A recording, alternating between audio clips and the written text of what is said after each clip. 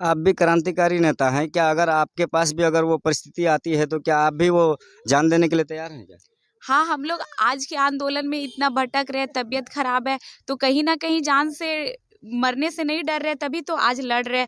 तो जान देना पड़े, एक दिन ना एक दिन मरना है, राज्य के लिए कुछ करके मरे। तो आज माया राम की मूर्ति पे हम लोग फूल चढ़ाने आए हैं, तो कल हम भी मरते तो हमारे शहादत दिवस भी कोई फूल चढ़ाने आएगा, तो मरने से नहीं डरना, एक दिन तो मरना है ही। कुछ ऐसा कार्य करके जाए कि लोग को याद रहे, और अपने राज्य के लिए कुछ ऐसे हित में कार्य करके जाए कि लोग हमारे मरने के 100 साल बाद भी हमारे शहादत दिवस पर फूल और अगरबत्ती जलाए। तो उभरते हुए क्रांतिकारियों को आप क्या कहना चाहते हैं? उभरते हुए क्रांतिकारियों को बस हम यही कहना चाहते हैं, हमारे जो सभी क्रांतिकारी है वो लोग सब हम लोग मिल के यही चल रहे हैं कि मतलब हमारे हित में झारखंड हो। जिस तरह से महाजन हम लोग को जोहार नेमरा में आपका स्वागत है। हमारे साथ यहाँ पतरातू में आज शहीदों का भूमि कहा जाता है, और इस जगह में शहीद मायाराम महतो जी ने अपना अहम भूमिका दिया हुआ है। और इस शहीद मायाराम महतो जी से उन्होंने हमारे युवाओं को एक संदेश देने का काम किया है कि किस प्रकार से लोगों को सहायता के लिए अगर जान भी चली जाए तो कम है। उसी के साथ हमारे JB-KSS के संघर्षशील युवा क्रांतिकारी नेत्री पूजा महतो जी भी हैं। उनसे पूछते हैं कि आज यहाँ जो आप आए हैं, उस आने का उद्देश्य क्या हुआ आपका? आप सभी को मेरा जोहार।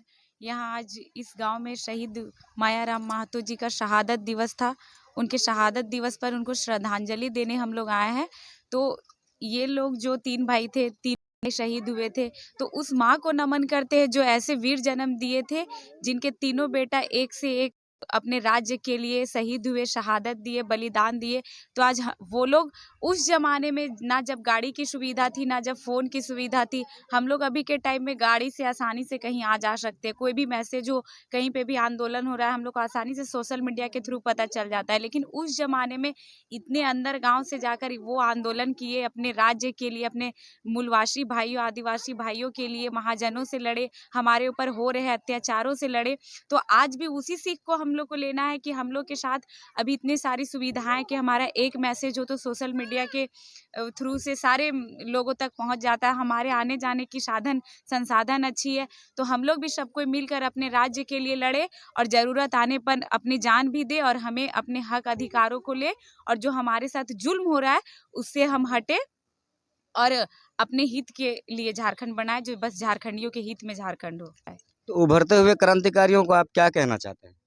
उभरते हुए क्रांतिकारियों को बस हम यही कहना चाहते हैं, हमारे जो सभी क्रांतिकारी है वो लोग सब हम लोग मिल के यही चल रहे हैं कि मतलब हमारे हित में झारखंड हो। जिस तरह से महाजन हम लोग को से हम लेके ई सीख लेके जाना हो कि वो जिस तरह अन्याय के खिलाफ आवाज उठेले, जब महिला के साथ अत्याचार हो या महाजन सब हमली पे अथी करो थिन कि जैसे अपनी महाजन लगो तो अपनी से झुक के ही रहना हो, तो ओकर खिलाफ अपनी आवाज उठेले कि केकरो प्रति हमने झुक के काहे रहबे।